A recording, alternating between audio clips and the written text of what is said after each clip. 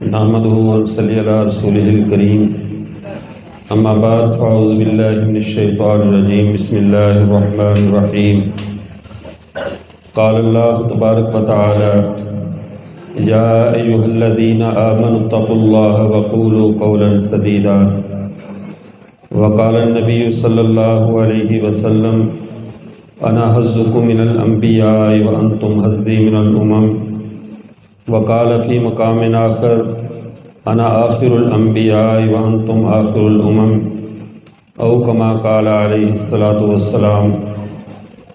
میرے واجب الاحترام معزز سامعین کرام، میں نے آج آپ حضرات کے سامنے جو حدیث مبارکہ پڑھی ہے، اس حدیث مبارکہ میں آپ صلی اللہ علیہ وسلم نے ایک بات ارشاد فرمایا نبیوں میں میں وہ ہوں جو تمہارے حصے میں آیا ہوں، اور امتوں میں تم وہ ہو جو میرے حصے میں آئے ہو۔ یہ ایک بہت بڑی سعادت کی بات ہے کہ رسول اللہ صلی اللہ علیہ وسلم نے ہمیں اپنا شمار کیا ہے اور اپنے آپ کو ہمارے حوالے کیا کہ میں تمہارا ہوں اور تم میرے ہو۔ اب اس جملے کو ذہن میں رکھیے، میں کوشش کروں گا اپنی تمام گفتگو اس جملے کی قیمت سمجھانے میں استعمال کروں اور ہم سب سمجھ جائیں کہ یہ جملہ کتنا قیمتی ہے، یا یوں سمجھ لیجئے کہ اس ایک حدیث مبارکہ کی امت مسلمہ نے کتنی قیمت ادا کی ہے، کتنی کر رہی ہے اور کتنی آگے کرے گی۔ یہ عام ہر خوبی سستی نہیں ہوتی، ہر خوبی کے پیچھے کوئی نہ کوئی قیمت ہوتی ہے جو خوبی حاصل کرنے والے کو دینی پڑتی ہے، اس کی ادائیگی کرنی پڑتی ہے۔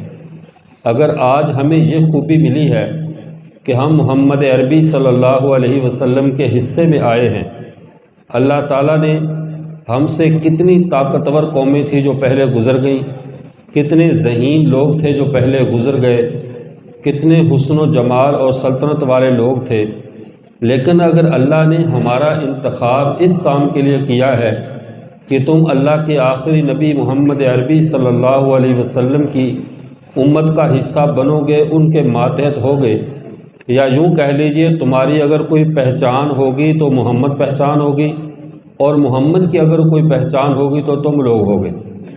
یہ ہمارے آقا صلی اللہ علیہ وسلم کا ہمارے حصے میں آنا، یہ ہمارے لیے باعث شرف ہے، باعث سعادت ہے، لیکن ہمارے نبی کے حصے میں جانا یہ ہمارے نبی کے لیے کوئی شرف کی بات نہیں ہے۔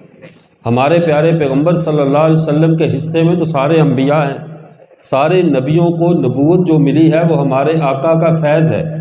ہمارے آقا صلی اللہ علیہ وسلم سے ایک صحابی نے پوچھا متی وجبت لک النبوۃ یا رسول اللہ، اے اللہ کے رسول آپ کو نبوت کب ملی تھی؟ فرمایا کنت نبیا والآدم بین الماء والطین، میں تو اس وقت نبی بنا دیا گیا تھا کبھی آدم مٹی اور گارے کے درمیان تھا، آدم کا تو بھی پتلا بھی تیار نہیں ہوا تھا کہ اللہ نے مجھے اس وقت نبی بنا دیا تھا۔ اس سے پتہ چلا کہ سارے انبیاء، کائنات کا سارا نظام اور سارا سرکل جتنا بھی ہے، یہ سب کا سب ہمارے آقا صلی اللہ علیہ وسلم کا فیض ہے۔ اس لیے ہم ان کی گنتی میں آ جائیں تو ہماری حیثیت اس اعتبار سے تو ہماری حیثیت بڑھتی ہے کہ ہم ان کی امت میں ہیں، لیکن ان کی شان میں ہماری وجہ سے کوئی اضافہ نہیں ہوتا، ان کی شان ہماری وجہ سے نہیں بڑھ رہی، بلکہ ہماری شان اس بات سے بڑھی کہ ہم ان کے حصے میں ہیں۔ میں ساتھیوں سے معذرت کے ساتھ عرض کروں، یہ محبت ہے ساتھیوں کہ اللہ ان کو جزائے خیر دے، لیکن میں اس طرح کا خطیب نہیں ہوں، نہ میں بیلوں سے خوش ہوتا ہوں، نہ میں ان چیزوں کو پسند کرتا ہوں۔ صرف آپ میری بات سن لیں، اس سے اچھی کوئی بیل نہیں ہے، اس سے اچھا کوئی انعام نہیں ہے۔ میں تقریر ڈسٹرب ہو رہی، میں ایک مدرس آدمی، میں نے بات سمجھانی ہوتی ہے، بات کو سمجھیں۔ جزاک اللہ خیر، اللہ آپ کی محبتوں کو سلامت رکھے، کوئی ساتھی بھی ہدیہ لے کر نہ آئے، اللہ آپ کو خوش رکھے۔ تو میں عرض کر رہا تھا، بات کو سمجھ لیں کہ نبی کریم صلی اللہ علیہ وسلم ہے انا حظکم من الانبیاء، نبیوں میں میں وہ نبی ہوں جو تمہارے حصے میں آیا ہوں، وانتم حظی من الامم، امتوں میں تم وہ امت ہو جو میرے حصے میں آئے ہو۔ اب یہ قیمت کس کو ادا کرنی ہے؟ یہ قیمت تو امام الانبیاء نے اپنے اس اعلیٰ منصب کی خود ادا فرمائی ہے کہ جتنی تکلیفیں سارے نبیوں پہ آئیں، ان سب سے زیادہ تکالیف کا سامنا ہمارے آقا صلی اللہ علیہ وسلم نے کیا۔ اس سے بڑھ کر بات کیا ہوگی کہ ایک شخص ابھی عالم رنگ و بو میں آنکھیں کھول رہا ہے لیکن وہ یتیمی کی حالت میں دنیا میں تشریف لا رہا ہے، ابھی ہوش و حواس، ابھی بچپنا ہے، اور اس حالت میں والدہ کا سایہ سر سے اٹھا لیا گیا۔ پوری کائنات کے یتیموں کا ملجا اور ماوا آ رہا ہے اور خود یتیم ہے۔ کیسی مشکلات میں رسول اللہ صلی اللہ علیہ وسلم نے زندگی گزاری۔ اب آپ صلی اللہ علیہ وسلم کی بعثت سے پہلے کی زندگی کو دیکھو، وہ بھی کوئی کم غموں سے بری ہوئی نہیں ہے، لیکن بعثت کے بعد کی زندگی کو دیکھو، جتنا بڑا منصب ہمارے آقا کا تھا، جتنا بڑا مقام اور مرتبہ ہمارے پیغمبر صلی اللہ علیہ وسلم کا تھا، اس سے کئی گنا بڑی قیمت ہمارے پیغمبر نے ادا کی ہے۔ حتیٰ کہ آپ صلی اللہ علیہ وسلم نے خود ایک حدیث مبارکہ کا مفہوم ہے جس میں یہ ارشاد فرمایا، جتنا مجھے اس دین کے لیے ستایا گیا ہے، جتنی مجھے تکالیف دی گئی ہیں، اتنی مجھ سے پہلے کسی کو نہیں دی گئی۔ سب سے زیادہ مسائل، سب سے زیادہ تکالیف کا سامنا ہمارے آقا صلی اللہ علیہ وسلم کو کرنا پڑا۔ آپ اس کا اندازہ اس بات سے لگائیے کہ ایک طرف رسول اللہ صلی اللہ علیہ وسلم سے پہلے حضرت سیدنا ابراہیم موسیٰ علیہ نبینا علیہ السلام ہے، اور موسیٰ کا مد مقابل فرعون ہے، لیکن فرعون تخت و تاج بادشاہت رکھنے کے باوجود اس کی اکڑ خدا کے ایک جھٹکے سے ٹوٹ گئی۔ خدا نے اس کو جب رگڑا دیا اور جب وہ دریائے نیل کے اندر غرق ہو رہا تھا تو فوراً کہنے لگا میں موسیٰ اور ہارون کے رب پر ایمان لایا ہوں۔ وہ موت کا سامنا نہیں کر سکا، باوجود کہ خدائی کا دعوے دار تھا، باوجود کہ سلطنتیں، فوجیں، قوتیں اسی کے پاس تھیں، لیکن خوف زدہ اتنا ہوا کہ جب موسیٰ کے رب نے اپنی جھلک دکھائی اور اس کو سمندر کا غوطہ آیا تو فوراً کہنے لگا میں موسیٰ اور ہارون کے رب پر ایمان لا رہا ہوں۔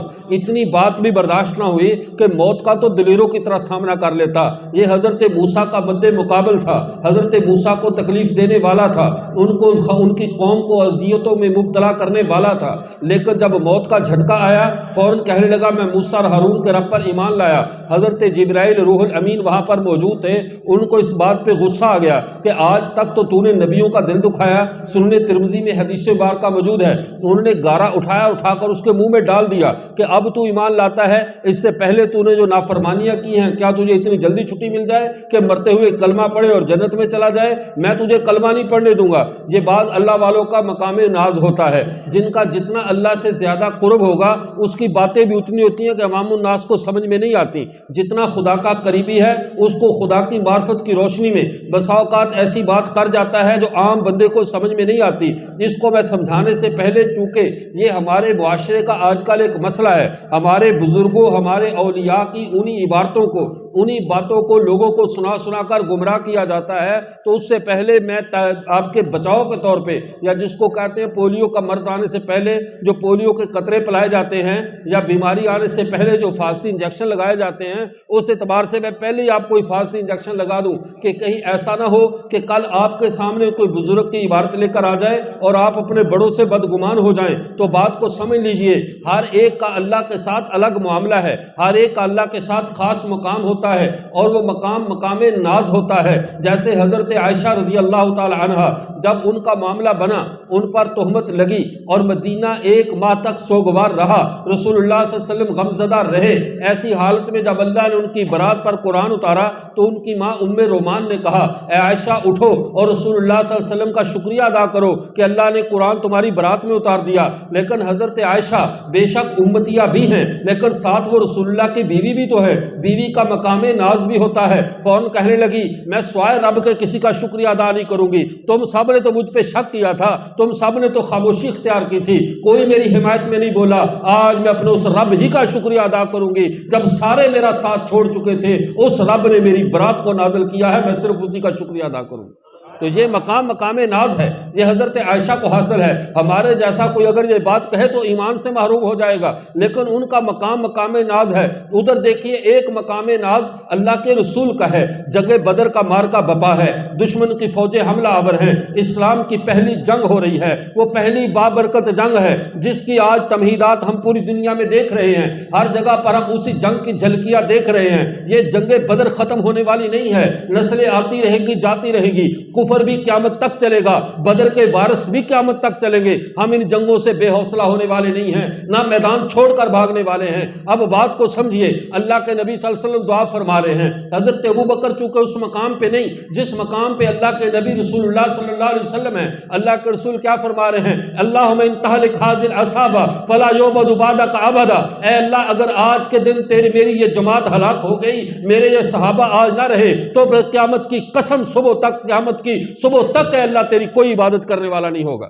یہ اللہ کے رسول مقام ناز میں فرما رہے ہیں، حالانکہ اللہ کے رسول کو بھی تو پتا تھا ان اللہ علی کل شیء قدیر، وہ تو ہر چیز پر قادر ہے۔ اللہ تو نہ صحابہ کا محتاج ہے، نہ میرا اور آپ کا محتاج ہے، لیکن اللہ کے نبی کا اللہ سے کیسا خاص تعلق اور مقام تھا، اس تعلق اور مقام کی وجہ سے کہہ دیا، کہا ہے اللہ اگر آج یہ جماعت ہلاک ہو گئی تو پھر قیامت تک تیری عبادت نہیں ہوگی۔ حضرت ابوبکر کانپ گئے، سنا تو پیچھے، فوراً جب دیکھا کندھے سے چادر گر گئی ہے، اٹھا کر اللہ کے نبی کے کندھوں پہ ڈال کر کہا اے اللہ کے رسول غم مت کیجئے، اللہ آپ کو تنہا نہیں چھوڑے گا، اللہ آپ کو تنہا نہیں چھوڑے گا۔ تو چونکہ ہر ایک کا اپنا مقام ہے، وہ اپنے مقام کے مطابق بات کرتا ہے، تو میں عرض کر رہا تھا اب جبرائیل کا مقام ناز یہ تھا، اس کی غیرت نے اس بات کو گوارا نہیں کیا کہ اس بندے نے کل تک ایک نبی کو ستایا ہے، آج کلمہ پڑھے اور جنت میں چلا جائے، اٹھایا گارا اور اس کے منہ میں ڈال دیا۔ سنن ترمذی میں حدیث مبارکہ موجود ہے۔ تو لیکن یہ اس امت کا فرعون تھا، موت کا جھٹکا نہیں سہ سکا، دریا کا غوطہ نہیں سہ سکا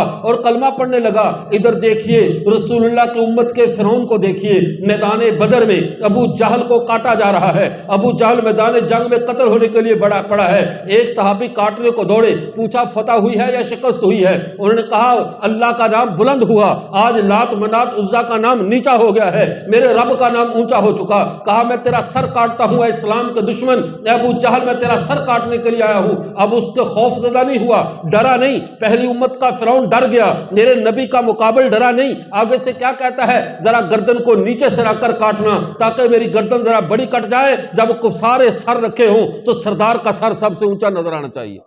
کتنے بڑے دشمنوں سے ہمارے پیغمبر کا واسطہ پڑا۔ اللہ کے نبی نے امام الانبیاء ہونے کی قیمت کم ادا نہیں کی، امام الانبیاء ہونے کی، خاتم النبیین ہونے کی جتنی قیمت ہمارے پیغمبر نے ادا کی ہے، سابقہ امتوں کے نبیوں نے بھی دکھ سہے ہیں، سابقہ امتوں کے نبیوں نے بھی تکالیف کو برداشت کیا ہے، لیکن جو قیمت امام الانبیاء ہونے کی تھی، جو قیمت خاتم النبیین ہونے کی تھی، وہ محمد عربی نے ادا کی ہے۔ آپ یہ بتلائیے اگر ایک انسان جس کا واسطہ مقابلے کے دشمن سے پڑا ہو، مقابلے کی ٹکر کا مقابلہ آدمی ہو تو اس سے ٹکر لینے کا مزہ بھی آتا ہے، دشمن مد مقابل ہو اور اپنا ہم پلہ ہو، خاندانی دشمن سے مقابلہ ہو جائے تو بندے کو لڑنے کا مزہ بھی آتا ہے، جنگ کا مزہ بھی آتا ہے۔ لیکن جب دشمن انتہائی خسیس ہو، دشمن انتہائی گھٹیا ہو اور ایک طرف اعلیٰ درجے کا انسان ہو جس کے اوپر اللہ نے کسی کو نہ بنایا ہو، جو اللہ کی ساری مخلوقات میں اعلیٰ ترین ہو، اور جس سے ٹکر ہو جائے وہ گھٹیا ترین خسیس ترین ہو، میں کہتا ہوں اس سے سخت امتحان کسی کا نہیں ہو سکتا۔ یہ امتحان ہمارے نبی کا ہوا۔ کیسے امتحان ہوا؟ ایک عبداللہ بن ابی مدینے کا سردار ہے، اس سے پہلے اس کا کیا کاروبار تھا؟ مدینے میں اپنے اس نے میوزیکل سینٹر بنائے ہوئے تھے، اپنی اس نے لڑکیاں رکھی ہوئی، ناچ گانے کا پروگرام، پہلے بھی بے حیا تھا، لیکن جب اسلام آیا بظاہر اسلام کا لبادہ اوڑھ لیا، لیکن ایمان اس کے دل میں نہیں اترا۔ اس لیے یہ بات مت سمجھا کرو فلاں بندہ فلاں اللہ والے کے ساتھ تھا کیسے گمراہ ہو گیا، فلاں تو فلاں بڑے کا خادم تھا کیسے خراب ہو گیا۔ اللہ نے قیامت تک اس دین کو باقی رکھنا ہے، اس لیے شروع سے بتا دیا جہاں اجالا ہے وہاں پہ اندھیرا بھی ہوگا، جہاں سورج چمکے گا، جہاں حق کا چراغ روشن ہوگا وہاں پر پتنگے بھی ہوں گے، وہاں تمہیں ان حشرات الارض کا سامنا بھی کرنا پڑے گا، جہاں محمد عربی کے جانسار صحابہ ہوں گے وہاں عبداللہ بن ابی جیسے منافق بھی ساتھ ساتھ چلیں گے، رسول اللہ کی مجلس میں ہوں گے، باہر سے نہیں آئیں گے، مجلس کا حاضر باش ہے۔ اور اللہ کے نبی کو تکلیف کیا دی؟ میں کہتا ہوں پچھلے سارے نبیوں کی تکالیف، پوری نسل انسانی کی تکالیف کو ایک پلڑے میں رکھا جائے، وہ امام الانبیاء جو طہارت کا اعلیٰ معیار ہے، امام الانبیاء جو پاکیزگی کا اعلیٰ ترین نقطہ ہے، جس کے اوپر پاکیزگی کا انسان تصور بھی نہیں کر سکتا، اس نے الزام لگا دیا رسول اللہ کی اہلیہ محترمہ پہ کہ معاذ اللہ سید عائشہ رضی اللہ تعالیٰ عنہ ان کا کردار ٹھیک نہیں، انہوں نے فلاں صحابی سے بدکاری کی ہے، معاملہ مشہور ہے، کہتے ہوئے کلیجہ منہ کو آتا ہے، اس کی تفصیل میں کیا جانا۔ اب ایک مہینے تک مدینے کے اندر 100 کا عالم ہے، منافق خوشیاں منا رہے ہیں، اللہ کے نبی غمزدہ ہیں، کسی کے گھر میں تہمت لگ جائے، کسی کی اہلیہ پہ تہمت لگ جائے، وہ انسان جیتے جی مر جاتا ہے۔ کسی کی بیٹی پہ تہمت لگے، کسی کی والدہ پہ تہمت لگے، وہ انسانی معاشرے میں زندہ نہیں رہ سکتا، اس کی جو ہے وہ جیتے جی مر جاتا ہے۔ اور تہمت لگے امام الانبیاء پہ اور ان کے گھر پہ تہمت لگے، اس سے بڑی تکلیف کا کسی نے اٹھائی ہوگی؟ لیکن چونکہ یہ امام الانبیاء ہیں، قیمت اسی حساب سے ہوگی، قیمت اسی حساب سے ہوگی۔ آپ نے کیا فرمایا؟ اب صحابہ سے پوچھا جا رہا ہے، صحابہ غم میں کچھ صحیح مشورہ نہیں دے پا رہے، ہر ایک اپنا اپنا مشورہ دے رہا ہے۔ حضرت سیدنا علی المرتضیٰ رضی اللہ تعالیٰ عنہ سے پوچھا، سب سے پہلے عائشہ کے باپ سے پوچھا، ابو بکر صدیق رضی اللہ تعالیٰ، جس نے یہ نہیں کہا اے اللہ کا رسول میں نے تو بڑے لانڈوں میں پالی ہے، میری بیٹی ایسی نہیں ہو سکتی۔ سادہ لفظوں میں کیا کہا؟ اے اللہ کے رسول آپ کے لیے عورتوں کی کمی نہیں ہے، آپ کو اگر ایسا مسئلہ آپ کو تکلیف نہ ہو، میری بیٹی کو فارغ کر کے گھر بھیج دو، میں آپ کو تکلیف میں نہیں دیکھ سکتا۔ ایسا حوصلہ کون لائے گا؟ ایسی جرت کس کے پاس ہو سکتی ہے؟ ادھر سیدنا علی المرتضیٰ سے پوچھا گیا، حضرت علی نے کہا اے اللہ کے رسول نہ آپ کو عورتوں کی کمی ہے، حتیٰ کہ ترجمان السنہ میں مولانا بدر عالم میرٹھی رحمت اللہ علیہ نے تو یہاں تک لکھا، مدینے میں اگر کسی کی بچی بالغ ہوتی تھی تو وہ پہلے رسول اللہ کو پیغام بھیجتے تھے، اے اللہ کے رسول ہماری بچی جوان ہے، چونکہ نکاح کی حدود تو ہمارے لیے ہے، تحدید تو ہمارے لیے ہے، آپ امام الانبیاء ہیں، اگر آپ رغبت رکھتے ہیں ہماری بیٹی سے شادی کرنا چاہیں تو حاضر ہے، اگر آپ کو رغبت نہیں ہے تو ہم اپنی بیٹی کی شادی کہیں اور کر لیں۔ یہ ہے رسول اللہ کی جماعت، بیٹی جوان ہوئی پہلے رسول اللہ کو پیغام بھیج رہے ہیں، اگر آپ کو شادی کرنی۔ جب اتنے رشتوں کی بہتات ہو، اتنے وافر رشتے ہوں کہ ہر بالغ ہونے والی بچی کا پیغام پہلے رسول اللہ کو جاتا ہو، ایسے دور میں سید عائشہ رضی اللہ تعالیٰ عنہ کی اگر دیکھا جائے، اللہ کے نبی چھوڑ بھی دیتے تھے تاریخ نے بھول جانا تھا، لیکن اللہ کے نبی نے وفا کرنی سکھائی ہے کہ اگر بیوی پر کسی پر کوئی ایسی بات آ جائے تو بے وفائی مت کیا کرو، اس کا دفاع کرو جو تمہاری عزت میں ہے، تمہارے دفاع میں ہے۔ پوچھا، حضرت علی نے کہا یا اللہ کے رسول مدینے میں عورتوں کی کمی نہیں ہے، آپ شادی کے لیے حکم فرمائیے اور شادی کر لیجئے۔ جب بات چلتے چلتے اللہ کے نبی نے آخر میں جا کر حضرت عمر سے پوچھا، حضرت عمر چونکہ جلالی طبیعت والے تھے، لیکن ایک بات ساتھ اور بھی ذہن میں رکھو، حضرت عمر کا کلیجہ اور سینہ یہ اللہ کی وحیوں کی تجلی گاہ تھا، جو زمین پہ عمر سوچتا تھا وہ آسمان پہ فیصلہ ہو چکا ہوتا تھا، زمین پر آنے سے پہلے اللہ اس کا اثر، اس کی پرچھائیاں، اس کا پرتو عمر کے دل پہ ڈال دیا کرتے تھے۔ اللہ کے نبی نے آخر میں پوچھا، اے عمر بتاؤ عائشہ کے بارے میں تہمت چل رہی ہے، یہ اللہ کے نبی کا دکھ سمجھو اس بات کو، کتنے غم میں پوچھا ہوگا۔ ایک بندہ اپنی بیوی کے بارے میں اپنے دوستوں سے مشورہ لے، اس سے بڑا دکھ کا مقام کیا ہے؟ چونکہ وہ امام الانبیاء ہونے کی قیمت دے رہے تھے، خاتم النبیین ہونے کی قیمت دے رہے تھے۔ فرمایا میرے اس دکھ کا اندازہ کرو۔ کہا عمر عائشہ پہ تہمت لگی ہے، آپ کیا کہتے ہو؟ عمر تو پھر بارگاہ الست کا دوربین تھا، عمر تو اپنی زبان نہیں بولتا تھا۔ اللہ کے نبی نے کیا فرمایا تھا؟ ان اللہ جعل الحق علی لسان عمر وقلبہ، اللہ نے عمر کے دل اور زبان پہ حق بات کو جاری کیا ہے، اس کی زبان سے کبھی غلط بات نہیں نکلا کرتی۔ کہا اللہ کے نبی مجھے یہ بتاؤ عائشہ سے شادی آپ نے خود کی تھی یا کسی اور نے کروائی تھی؟ کیسا پیارا سوال۔ کہا آپ سے عائشہ سے شادی آپ نے کی تھی؟ کہا نہیں، کس نے کروائی؟ کہا جبرائیل تصویر لے کر آئے تھے، یہ میرا نکاح اللہ نے کروایا ہے۔ کہا اللہ کے رسول کیا اللہ تو ما بعد ما قبل ما کان ما یکون سب کو جاننے والی ذات ہے، کیا اللہ اپنے نبی کے لیے ایسی عورت کو چننا تھا جس کے آگے کردار پہ جا کر یہ انگلی اٹھنی تھی، جس نے آگے بد کردار ہونا تھا؟ اے اللہ کے رسول آگے عمر کے الفاظ سنیے، سبحانک ھذا بہتان عظیم۔ اے اللہ کے رسول پاک ذات تو خدا کی ہے پر یہ بہت بڑا بہتان ہے۔ جب عمر نے یہ بات کہی اللہ نے عمر کے الفاظ کو قرآن بنا کر اتار دیا، سبحانک ھذا بہتان عظیم۔ یہ الفاظ عمر کے تھے اور عمر کے الفاظ کی اللہ تلاوت فرما رہے ہیں، عمر کے الفاظ کو اللہ اپنا کلام بنا کر اتار رہے ہیں۔ اب قرآن اترا، حضرت اللہ کے نبی 1 ماہ تک گھریلو زندگی میں ابتلا میں رہے، 1 ماہ تک گھر کی تکلیف میں مبتلا رہے۔ اس ابتلا نے بتا دیا امام الانبیاء کی قیمت کیا دینی پڑتی ہے، خاتم النبیین ہونے کی قیمت کیا دینی پڑتی ہے۔ رسول اللہ نے قیمت دی، 1 ماہ گھر کا دکھ اٹھایا۔ آگے چلیے، جنگ کا موقع آتا ہے، جنگ احد ہے۔ جنگ احد میں رسول اللہ کا چچا حضرت حمزہ شہید ہوتا ہے، جسم کے ٹکڑے ٹکڑے کر دیے گئے۔ حضرت ہندہ اس وقت تک مسلمان نہیں ہوئی، انہوں نے حضرت حمزہ کا کلیجہ نکال کر چبایا تاکہ دنیا کو پتا چلے خاتم النبیین ہونا کوئی سستا منصب نہیں ہے، یہ ایسے نہیں ملا۔ اپنے چچا کا لاشا اللہ کے نبی نے دیکھا، جسم کو کٹا پھٹا دیکھا، پورے جسم کی انتڑیوں کو باہر نکلا ہوا دیکھا اپنے پیارے چچا کا۔ یہ وہ چچا ہے جس نے رسول اللہ کا اس دور میں دفاع کیا تھا جب سارے ساتھ چھوڑ چکے تھے، حتیٰ کہ اس وقت حضرت عمر بھی ایمان نہیں لائے تھے۔ جب حضرت ان کی ایمانی غیرت، اللہ کو اپنے دین کے لیے غیرت کرنے والے بندے بڑے پسند ہیں۔ اللہ کے نبی نے کیا فرمایا تھا؟ میں بھی غیرت مند ہوں، میرا رب بھی غیرت مند ہے، بغیرتوں کے لیے دین اسلام میں کوئی جگہ نہیں ہے، اس لیے غیور ہونا چاہیے۔ اب معاملے کو سمجھو، ہوا کیا؟ حضرت حمزہ مسلمان نہیں ہوئے، گھر میں آئے، اہلیہ نے بتلایا کہ بھئی آپ کو پتہ ہے آج آپ کے بھتیجے کے ساتھ کیا ہوا؟ کہا کیا ہوا؟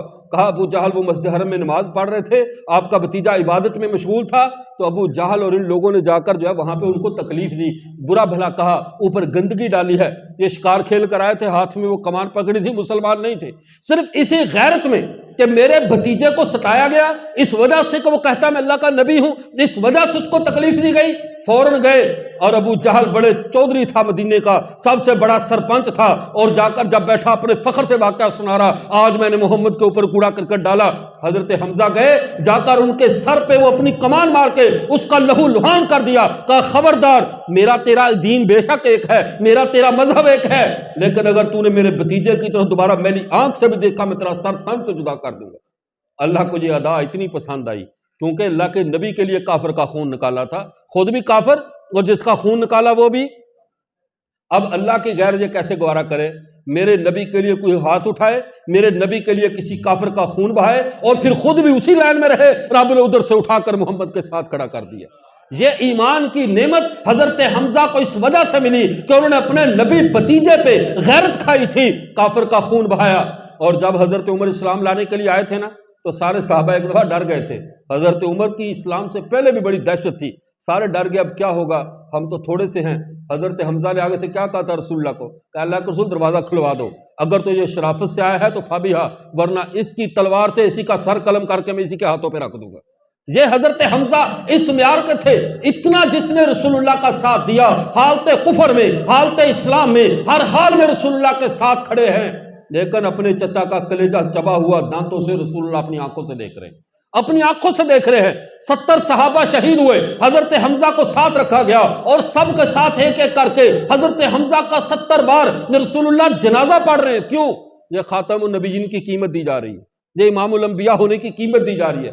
ہمیں تو نعتیں پڑھنی بڑی آسان لگتی ہیں، امام آ گئے فلاں ہو گئے، سارے نعت خواں ہمارے خطابات تقریروں میں مزے لے لے کر بیان کرتے ہیں، کبھی اس قیمت کو بھی دیکھا کرو جو ہمارے نبی نے ہمارے لیے ادا کی ہے، اس قیمت پہ غور کرو۔ رسول اللہ صلی اللہ علیہ وسلم ہر دکھ اٹھا رہے ہیں، ہر غم اٹھا رہے ہیں، کبھی اپنے گھر کی تہمت، کبھی اپنے اوپر اوجری ڈالی جا رہی ہے، اور کبھی دیکھو سب سے بڑا غم کا منظر یہ ہوتا ہے کسی کی بیٹیوں کو طلاق ہو جائے، اس کے لیے زندہ رہنے کا کوئی موقع بچتا ہے؟ بتائیے، بیٹیاں طلاق، بیٹیوں کو۔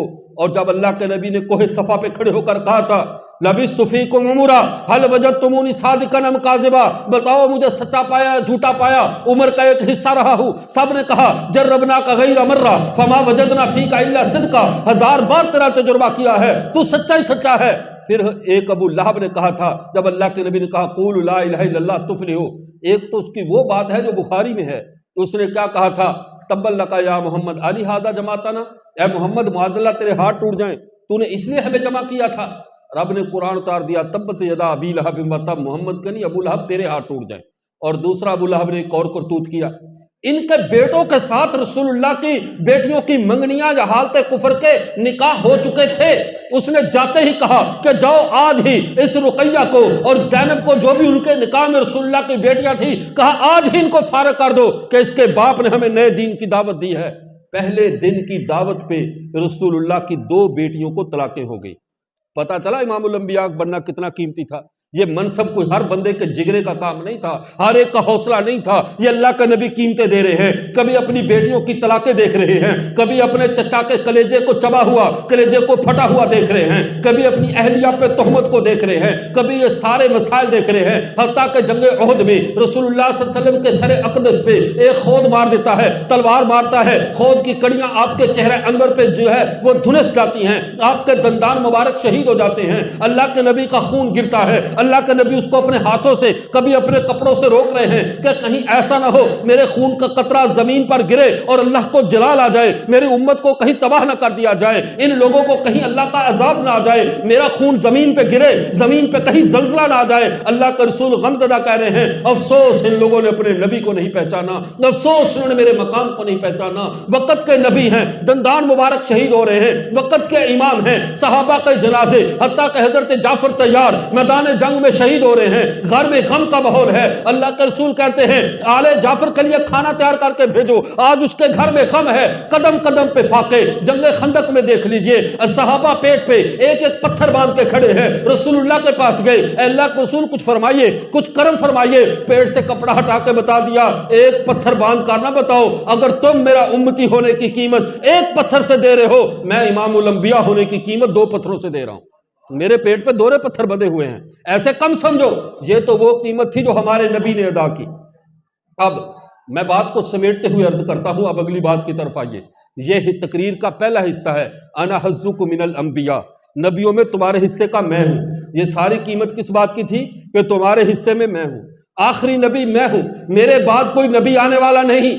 اب قیامت کی صبح تک نام میرا ہی گونجنا ہے، اب شریعت میری ہی چلنی ہے، راج رب کا رہنا ہے، رواج محمد کا رہنا ہے۔ نہ رب کا راج ختم ہوگا اب، نہ محمد کا رواج ختم ہوگا، اب دین وہی چلنا ہے۔ یہ قیمت تو رسول اللہ نے ادا کی۔ پھر یہی نہیں بلکہ اس سے بڑھ کر آگے چلیے، کیا رسول اللہ کے نواسوں نے میدان کربلا میں قیمت ادا نہیں کی؟ نبی کے صحابہ نے پوری دنیا میں قیمتیں ادا کی۔ یہ ساری قیمتیں کیا تھی؟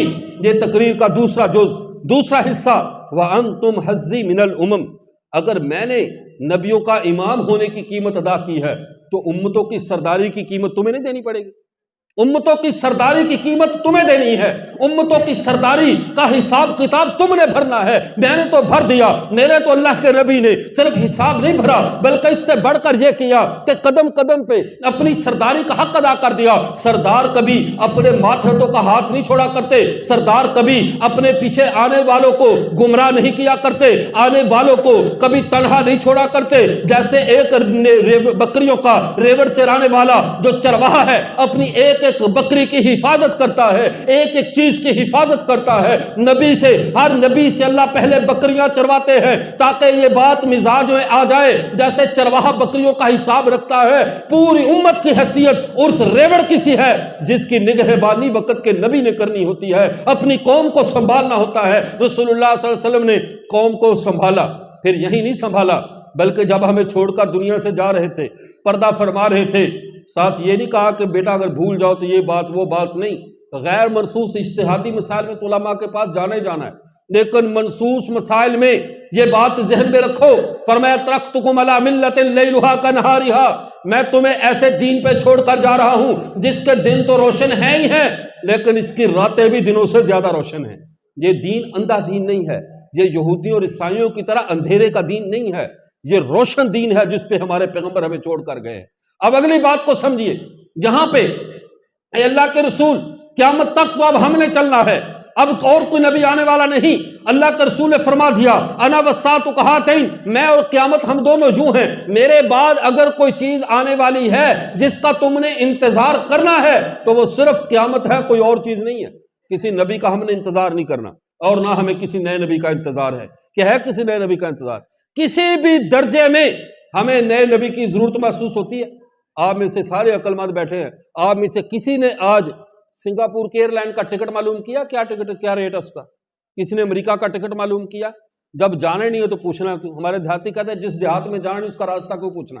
ایسے ہی ہے، جب ہمیں جس چیز کی دنیا میں ضرورت نہ ہو ہم اس کا ریٹ بھی نہیں پوچھتے، اس کا راستہ بھی نہیں پوچھتے، یہ بھی نہیں پوچھتے کہ کس دکان سے ملتی ہے۔ اب جب ہم نے پوچھنا ہی نہیں ہے، ہمیں ہمارے گھر میں اللہ کے نبی نے اتنا مالدار کر دیا ہے، اتنی اعلیٰ شریعت دے دی ہے، ہم پوچھنا تو دور کی بات، ہم سوچتے بھی نہیں کسی نئے نبی کے لیے۔ ہمارے دل میں یہ خیال بھی نہیں آتا، ہمارے دل میں یہ جذبہ بھی نہیں اٹھتا کہ کاش کوئی نبی آ جاتا۔ ہمیں اللہ کے نبی نے تربیت ہی اتنی کر دی ہے، دنیا دائیں سے بائیں کیا، قیامت اگر کوئی کروڑ سال بعد آنی ہے تو 10 کروڑ سال بھی لیٹ ہو جائے ہمیں تب بھی کسی نئے نبی کی ضرورت نہیں۔ ہمارے پیغمبر کا چراغ ازل تا ابد کے لیے کافی ہے، کافی ہے ہمارے پیغمبر کا چراغ ہر جہان کو روشنی دینے کے لیے۔ پھر یہیں پہ اللہ کے نبی نے نہیں چھوڑا، قبر کے اندر انسان جاتا ہے، ہر انسان سے سوال ہوتا ہے تیرا نبی کون ہے، تو اللہ کے نبی وہاں بھی اپنا دیدار کروا دیتے ہیں تاکہ کہیں یہ نہ کہے کہ میں اس کا امام ہوں، میں اس کا سردار ہوں، یہ میرے حصے کا ہے میں اس کے حصے کا ہوں، کہیں ایسا نہ کہے کہ مجھے چھوڑ دیا گیا پھر میدان محشر میں جانا تھا۔ اے اللہ کے رسول حشر کے حالات تو ہمیں معلوم نہیں، حشر میں تو ہم نے جانا ہے، آپ ذرا حشر میں ہم آپ کو کہاں تلاش کریں؟ حشر میں زمین اور آسمان ان ساری چیزوں کو، اس سارے نشیب و فراز کو برابر کر دیا جائے گا، کوئی جگہ اونچی اور کوئی جگہ نیچی نہیں رہے گی، تمام انسان برابر کھڑے ہوں گے۔ ایسی حالت میں اگر کوئی ایک اونچی بلند جگہ ہے تو وہاں جو بھی ہوگا وہ نظر آئے گا، سب کو آئے گا۔ اللہ کے رسول نے فرمایا انا اول من تنشق عنہ الارض، سنو میں پہلا شخص ہوں گا جس پر قبر کو کھولا جائے گا، مجھ سے سب سے پہلے قبر کھلے گی۔ لوگ ابھی امت سوئی ہوئی ہے، امت ابھی اپنی محو استراحت ہے، امت ابھی قبروں میں ہے، تمام نسل انسانی ابھی زمین کے اندر ہے۔ سب سے پہلے جس کے لیے زمین کو کھولا جائے گا وہ ہمارے آقا محمد عربی صلی اللہ علیہ وسلم ہے۔ فرمایا سب سے پہلے، کیونکہ جو میزبان ہو پہلے وہ مہمانوں کا انتظام کرتا ہے، امت اپنی کا انتظام کرنا تھا نا کہ میری امت آ رہی ہے، تو اللہ کے رسول پہلے اٹھیں گے، پہلے اٹھ کر فرمایا الا اول من تنشق عنہ الارض، پہلے زمین کے اوپر میرے لیے زمین کو کھولا جائے گا، پھر فاکسل حلۃ من حلل الجنہ، پھر مجھے جنت کی پوشاک پہنا دی جائے گی، مجھے جنت کا لباس پہنا دیا جائے گا، ثم اقوم عن یمین العرش، پھر میں اللہ کے عرش کی دائیں سائڈ پہ کھڑا ہوں گا۔ اس سے اچھا ڈریس کون بتاتا ہے؟ دنیا میں بھی کوئی اتنا صاف ڈریس نہیں بتاتا کہ اللہ اس دور محشر کے زمانے میں جب پوری زمین برابر ہوگی، ایک اونچی جگہ عرش ہوگی، اس اونچی جگہ میں ثم اقوم عن یمین العرش، میں اللہ کے عرش کی دائیں سائڈ پہ کھڑا ہوں گا۔